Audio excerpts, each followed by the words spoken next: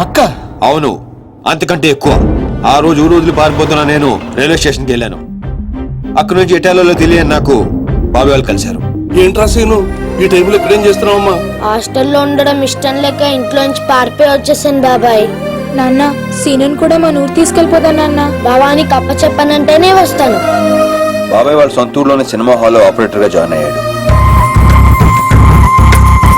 డాన్సీనా? అవును sir. Register లో అలాగే రాయమంటారా? అలాగే రండి. నన్ను కూడా ఆ ఊరు స్కూల్లోనే జాయిన్ చేశాడు. వాళ్ళ నన్ను సొంత కొడుకు కన్నా ఎక్కువగా చూసుకున్నారు. నేను 10th క్లాస్ పాస్ అయ్యానక్క.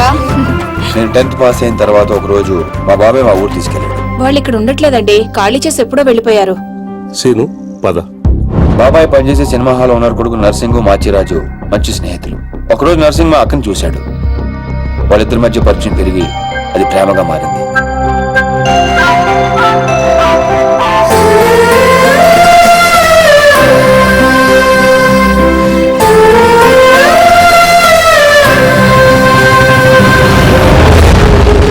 కానీ నర్సింగ్ వాళ్ళ నాన్నకి వీళ్ళు ప్రేమించుకోవడం నచ్చలేదు.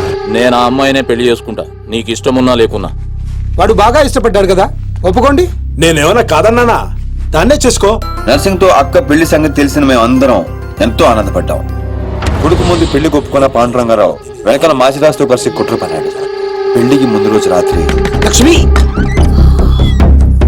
నర్సింగ్ వల్ల నాన్న వాడి ముందు పెళ్లికి ఒప్పుకుని వాడి వెనకాల ఏదో కుట్ర పన్నుతున్నాడు. రేపొద్దున మీ పెళ్లి చెడగొట్టడానికి ప్లాన్ చేశాడు. కానీ నర్సింగ్ ఈ రాత్రికే పక్క ఊరి రామాలయంలో పెళ్లి చేసుకుంటాడంట. అర్జున్ కు తీసుకురమ్మని నన్ను పంపించాడు. పద పద. నాన్నగారితో చెప్పండి అన్నయ్య. ఇలా మాయ మాటలు చెప్పి మా అక్కని తీసుకెళ్లాడు మాచిరాజు. ముందే వేసుకున్న ప్లాన్ ప్రకారం మొత్తం మంది కలిపిన కూల్ డ్రింక్ ఇచ్చాడు మాచిరాజు. ఏంది నాన్న నువ్వు మాట్లాడేది? స్నేహితుడు నా మాచిరాజును సంకరెక్కించుకున్నావు. వాడు ఇప్పుడు దాంతో కొలుగుతున్నాడు.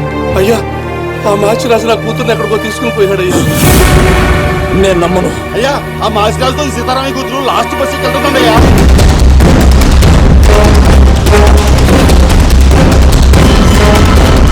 మాచిరాజు, సారీ రా, తప్పు అయిపోయింది రా, నన్ను క్షమించు. ఎందులో తప్పయింది? మీరిక్కడ అక్కడ రామాలయంలో పెళ్ళన్నారు. లక్ష్మి తప్పేం లేదురా, నేను బలంగా తీసుకొచ్చాను. లక్ష్మి మంచిది, తనని కొట్టద్దు. కొట్టక ముద్దు పెట్టుకోమంటావా? చెప్పే నువ్వు వీడు లేచిపోతున్న సంగతి నాకు తెలియదు అనుకుంటున్నావే? మీరే కదా రమ్మంది. ఏంటే నువ్వు చెప్పేది? ఈ జన్మలో నీ మొహం నాకు చూపించొద్దు, చూపించొద్దు.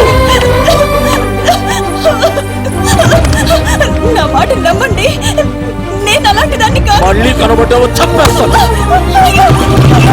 నాకేమో తెలీదు, నన్ను నమ్మండి.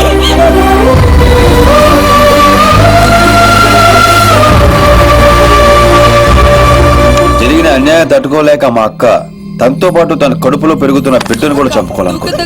అక్క ప్లీజ్ అక్క, దూకద్దక్క. ఏంటమ్మా ఇది? మా అక్క మీద లేని పని నిందలేసి ఊరి నుంచి వెళ్ళగొట్టాడు ఆ పాండురంగారావు. ఈ కుట్ర వెనకాల ఉన్న మాచిరాజుకు చెప్పుడు మాటలు విని మా అక్కని అన్యాయం చేసిన నర్సింగ్ కు బుద్ధి చెప్పాలని ఆ రోజే డిసైడ్ అయ్యాడు. మీ అన్నయ్య చేసిన తప్పుకి వీడి తండ్రి ఉండి కూడా లేనోడయ్యాడు. ఆ బాధ తట్టుకోలేక మా బాబాయ్ హాస్పిటల్ పాలయ్యాడు. దీప్తి, నేను ఎప్పుడూ మోసం చేయలేదు, మనస్ఫూర్తిగా ఇష్టపడ్డాను. నీతో లవ్ అని చెప్పి నేను హర్ట్ చేసినందుకు I'm very sorry Priya. Sorry ఎందుకో, నేనే నీకు థ్యాంక్స్ చెప్పాలి. ఇదంతా చేసింది మా వదిన కోసమేగా. సీను, ఈ రోజు నుంచి మేము నీతోనే ఉంటాం. సీను, ఏంటిదంతా? ఉద్యోగం చేస్తున్నానని చెప్పి మమ్మల్ని సిటీకి తీసుకొచ్చి నువ్వు చేస్తుంది ఇదా? వాళ్ళు ఎలాంటి వాళ్ళో నీకు తెలుసు కదా. నిన్ను కూడా మాకు దూరం చేస్తారేమో.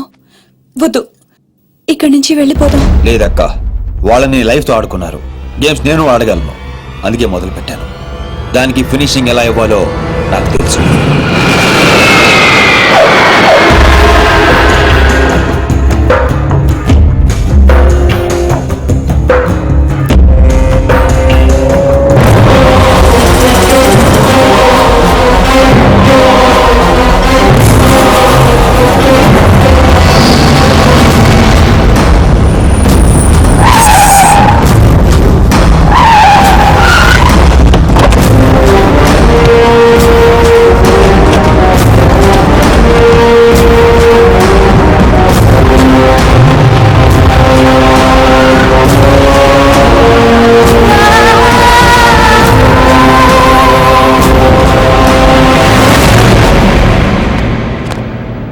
నీ చెల్లెలు సీను అనే వాణ్ణి లవ్ చేసి తిరుగుతుంటే నువ్వు దాన్ని నా కొడుక్కి అంటగట్టాలనుకున్నావు.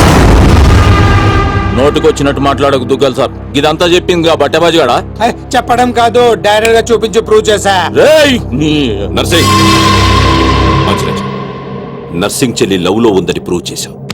కానీ నీ చెల్లెలు అదే సీను గాడితో ప్రెగ్నెంట్ అయిన విషయాన్ని దాచి నన్ను వెదవని చేశావు. ఇదంతా అబద్ధం, నమ్మదు. దుగ్గల్ సాబ్ గదే నిజం.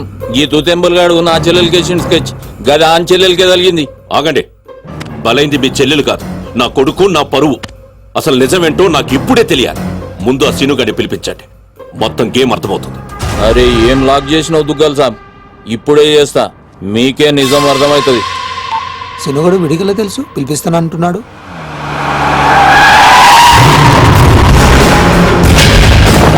ఈ కన్ఫ్యూజన్ మొత్తానికి వీడే కారణం సార్.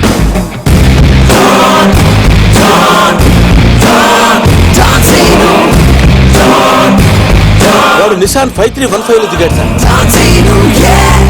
మన వైపు వస్తున్నాడు సార్. గ్రీన్ షర్ట్ వేసుకున్నాడు సార్. విశ్వాస్, నా కళ్ళున్నాయి, చూస్తున్నానుగా. అంటే అప్డేట్ చేసి చేసి అలవాటు అయిపోయింది సార్. Sir sir